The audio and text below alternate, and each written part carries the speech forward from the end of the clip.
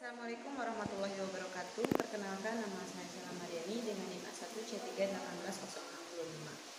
Saya adalah perwakilan dari kelompok 2. Di sini saya akan mempresentasikan dua pokok pembahasan. Yang pertama, kita bisa lihat di PowerPoint. Materi pertama yaitu konsep-konsep monitoring dan evaluasi pelaksanaan proses pembelajaran sebagai tolak ukur keberhasilan pendidikan, dan poin yang kedua yaitu konsep asesmen sebagai evaluasi dan pengendalian mutu pendidikan. Kita langsung saja ke materi pertama. Materi pertama yaitu konsep monitoring dan evaluasi pelaksanaan proses pembelajaran sebagai tolak ukur keberhasilan pendidikan. Nah, yang pertama kita akan mengetahui dulu apa sih itu monitoring. Saya mengutip dari jurnal Mariana dan Rojak tahun 2017 halaman 366. Ia menyebutkan bahwa monitoring adalah sebuah pengumpulan informasi maupun data yang dianalisis sesistematis mungkin pada saat sebuah program sedang berlangsung.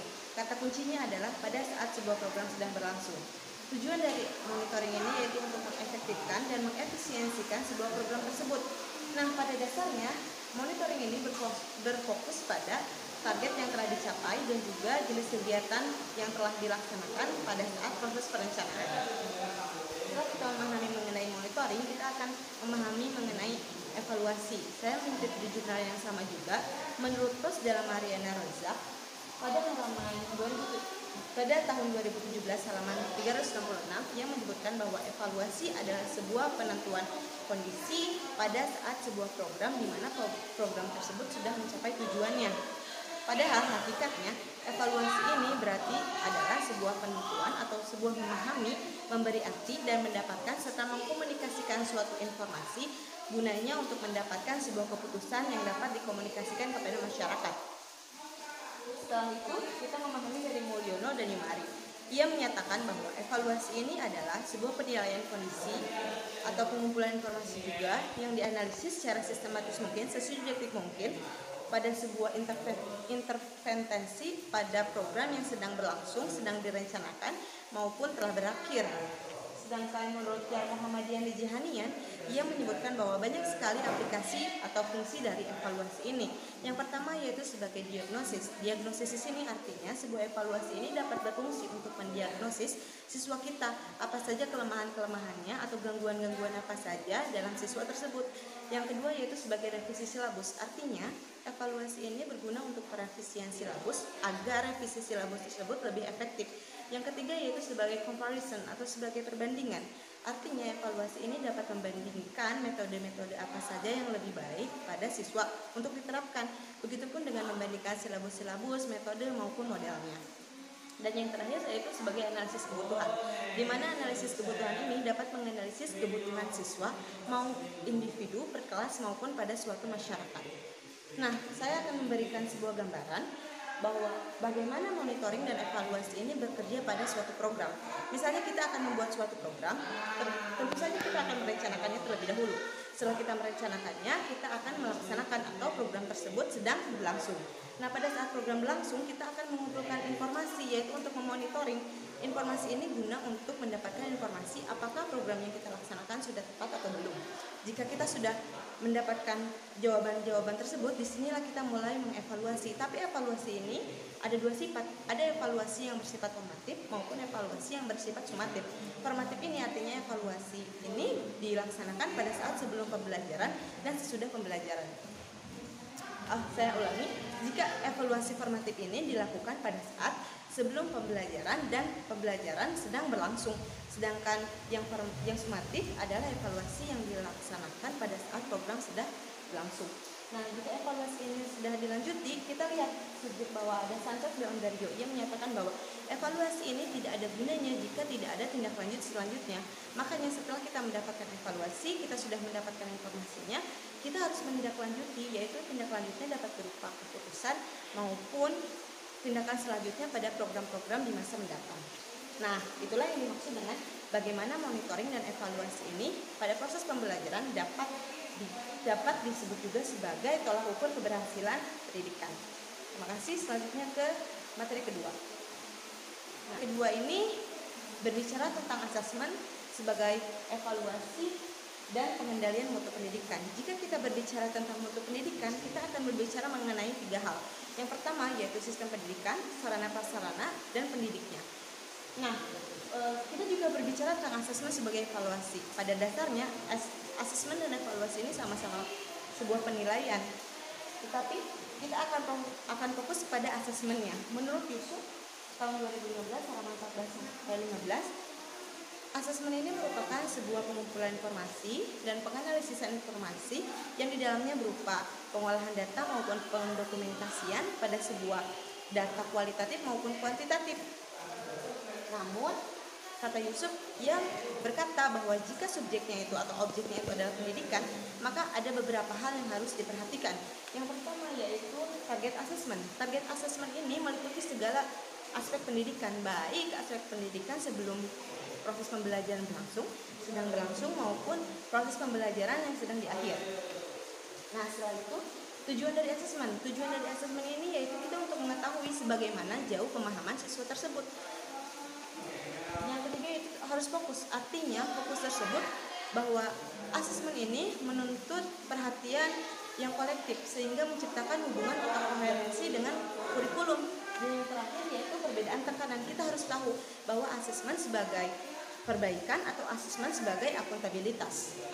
Bagaimana Widianto menyebutkan atau menerangkan pada tahun 2017 halaman 130 sampai 132, ia menyebutkan bahwa asesmen ini mempunyai banyak fungsi atau banyak juga pengaplikasiannya. Antaranya yaitu sebagai penjaringan atau sharing. Di penjaringan ini kita sebagai guru bisa menandai anak-anak yang memerlukan kebutuhan khusus. Artinya misalnya kita mengetahui ini ada siswa yang kurang di bagian ini. Nah, setelah kita menandainya, kita lanjut ke tahap yang kedua yaitu pemindahan tangan atau referral. Di referral ini kita akan mencapai dua kesimpulan, yaitu anak tersebut perlu dirujuk ke ahli atau tidak. Setelah kita mengetahui, kita lanjut ke tahap yang ketiga yaitu klasifikasi atau classification. Di tahap klasifikasi ini kita akan mengetahui bahwa murid tersebut atau siswa tersebut yang berkebutuhan dan sudah dirujuk ke ahli, dia kekurangannya di mana. Setelah kita mengetahui, lanjut ke tahap yang keempat yaitu rencana pembelajaran. Nah, karena kita sudah mengetahui kekurangannya, maka di rencana pembelajaran ini kita akan mengadakan pembelajaran khusus secara individual kepada siswa tersebut. Setelah kita melakukan rencana pembelajaran dan melaksanakannya, maka kita akan lanjut ke tahap yang terakhir yaitu tahap monitoring. Tahap monitoring ini kita akan memonitor anak tersebut sejauh mana perkembangannya. Seperti itulah bagaimana asesmen berfungsi. Nah, ke slide sebelumnya saya akan menjelaskan bagaimana tujuan dari asesmen dan evaluasi ini. Kita lihat di gambar bahwa asesmen ini berfungsi untuk increase quality, artinya untuk menumbuhkan atau untuk lebih memelihara kualitas dari siswa tersebut. Sedangkan evaluasi ini untuk menjudge atau untuk menilai dari siswa tersebut atau kemampuan siswa tersebut. Nah, itulah bagaimana atau kita dapat menyimpulkan bahwa asesmen dan evaluasi ini juga bisa disebut sebagai pengendalian mutu pendidikan. Sekian presentasi dari saya. Mohon maaf bila ada kekurangan. Wassalamualaikum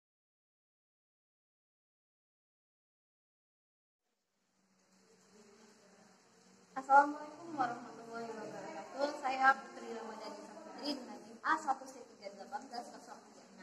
Di sini saya akan melanjutkan presentasi dari teman saya tadi, dan sekarang yang berjudul Eksplorasi dan Penjelasan Indikator Penilaian dari hasil Lembaga Survei Internasional Pendidikan (EDI) atau Education Development Index. Yang pertama, menurut Himayani, Wardiah, dan Kristiawan pada tahun 2018 di halaman 113 menyatakan bahwa masalah kualitas pendidikan bukan hanya masalah bagi negara Indonesia saja. Menurut Asisten Direktur Jenderal Pendidikan, Organisasi Pendidikan dan Ilmu Kebudayaan PBB UNESCO menyatakan bahwa kesenjangan kualitas pendidikan masih menjadi kendala bagi banyak negara, terutama di Indonesia. Masalah yang dihadapi adalah bagaimana cara agar setiap siswa di sekolah mendapatkan kualitas pendidikan yang sama. Jika dilihat dari tabel indeks pengembangan pendidikan atau Education Development Index yang disingkat menjadi EDI, Indonesia masih berada pada peringkat kelima setelah Thailand dengan indeks 0,603 atau berada pada urutan ke-108 di dunia, itu berdasarkan tahun 2016. Masalah yang dihadapi di dunia pendidikan Indonesia mulai dari keterbatasan menuju akses ke pendidikan, kemudian kualitas guru yang dianggap kurang, jumlah guru yang tidak merata, serta sarana dan prasarana yang juga perlu diperbaiki. Selain itu, masalah-masalah yang dihadapi dalam dunia pendidikan antara lain kualitas lulusan, pengajaran, bimbingan, pelatihan, serta profesionalisme guru dan juga kinerja guru itu sendiri. Berdasarkan hasil dan jadwal pada tahun 2017 di halaman 537 menyatakan bahwa di dunia pendidikan merupakan elemen fundamental atau elemen yang penting dalam sebuah pembangunan nasional. Literasi atau kemampuan seseorang dalam membaca, menulis, berhitung, dan lain-lain merupakan aspek yang penting dalam sebuah pembangunan nasional, pembangunan negara dengan fondasi ekonomi, sosial, dan politik yang kuat. Selain itu, literasi juga merupakan titik awal penting untuk menyadarkan orang-orang untuk meningkatkan kualitas hidupnya agar meningkatkan kualitas hidup, mengurangi kemiskinan, menjaga perdamaian, serta demokrasi dan pembangunan yang berkelanjutan.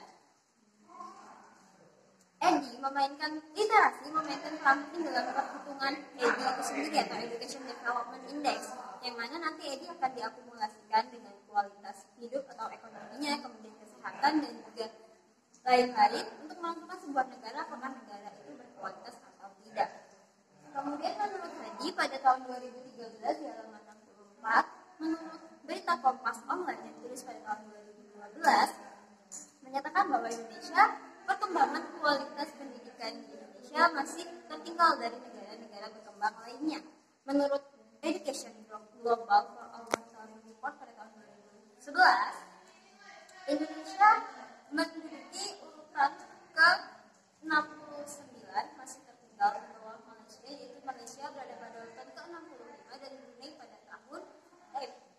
dan Brunei di urutan ke-34. Komitmen mengajar serta kualitas guru menjadi aspek terbesar, yaitu sebesar 54%, dan sisanya yaitu adalah sarana dan prasarana yang juga perlu diperbaiki. Terakhir, menurut data pada tahun 2016 di halaman 134, dihitung dari tahun 1980 hingga 2014, IPM atau Indeks Pengembangan Manusia di Indonesia mengalami peningkatan sebesar 44,3%.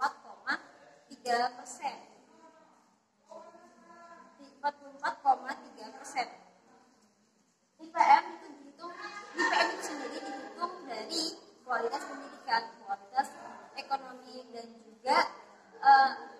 juga kesehatan dari masyarakat itu sendiri.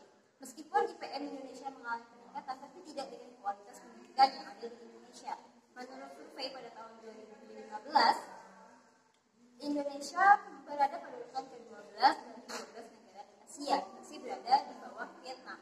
Berdasarkan survei pada tahun yang sama, Indonesia memiliki daya saing yang rendah, yaitu berada pada urutan ke-69 dari 76 negara yang disurvei.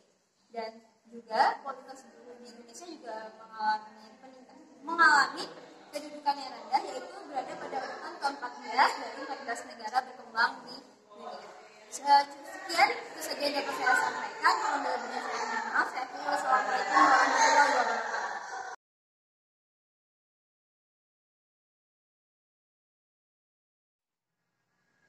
Assalamualaikum warahmatullahi wabarakatuh. Perkenalkan, nama saya Mahdia Hanafi dengan NIM A1C3-18062. Di sini saya akan melanjutkan presentasi dari teman saya mengenai PISA, yaitu Program for International Student Assessment. Yang pertama itu pengertian PISA menurut Wardani dan Rumiati pada tahun 2011 halaman 17. PISA merupakan studi penilaian siswa tingkat internasional yang diselenggarakan oleh OECD atau Organization Economic Cooperation and Development atau organisasi tentang kerjasama ekonomi dan pembangunan. Yang kedua yaitu menurut Stage pada tahun 2011 halaman 95-96.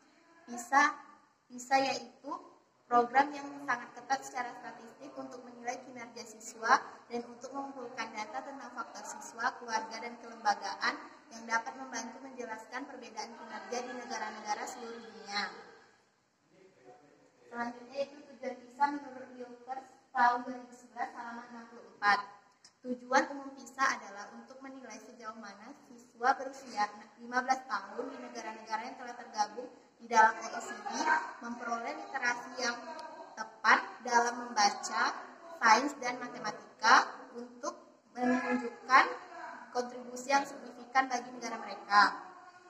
Selanjutnya itu tujuan Indonesia bergabung dalam PISA menurut Platini pada tahun 2019 halaman 52 sampai 53.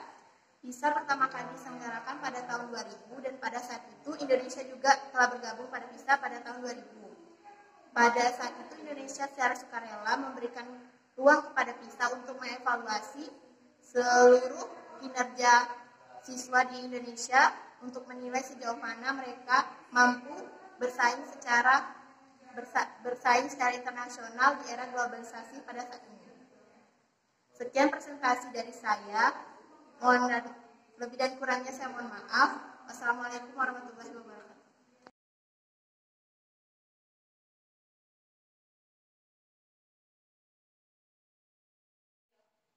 Selamat siang, perkenalkan nama saya Joyce Tambilan dengan NIM A1C31806. Di sini saya akan melanjutkan presentasi dari teman saya.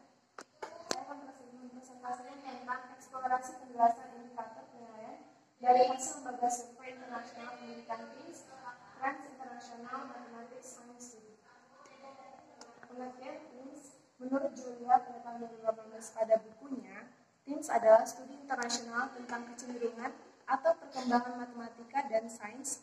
Studi ini diselenggarakan oleh International Association for the Evaluation of Education Achievement atau yang merupakan sebuah asosiasi internasional untuk menilai prestasi dalam pendidikan. TIMSS berpusat di USA, tepatnya di Boston College. Menurut Alexandra pada tahun 1997, tujuan daripada TIMSS adalah untuk mencari tahu lebih lanjut lagi tentang kurikulum matematika dan sains dan praktik pengajaran yang terkait dengan tingkat pencapaian siswa yang tinggi untuk meningkatkan pengajaran dan pembelajaran matematika di sekitar dunia. Lalu bagaimana dengan hasil TIMSS? Menurut Samshu 2019, hasil TIMSS yang didapat pada buku Samshu, hasil TIMSS dilakukan pada 4 tahun sekali, yang mana untuk mendapatkan hasil ini mereka perlu mengumpulkan berbagai jenis data yang berbeda-beda. Nah, di dalam hasil TIMSS ini dijadikan sebagai gambaran atau data sebagai bahan evaluasi pembelajaran dan respon pemerintah untuk lebih meningkatkan pendidikan di Indonesia. Selanjutnya, menurut Menteri Jayasa pada tahun 2015 pada bukunya domain isi daripada TIMSS terdiri dari isi, aljabar, bilangan, geometri, data, dan juga peluang. Lalu domain kognitif yang berpengaruh yaitu pengetahuan, penerapan, dan penilaian. Sekian dari presentasi dari saya akhiri dengan ucapan selamat.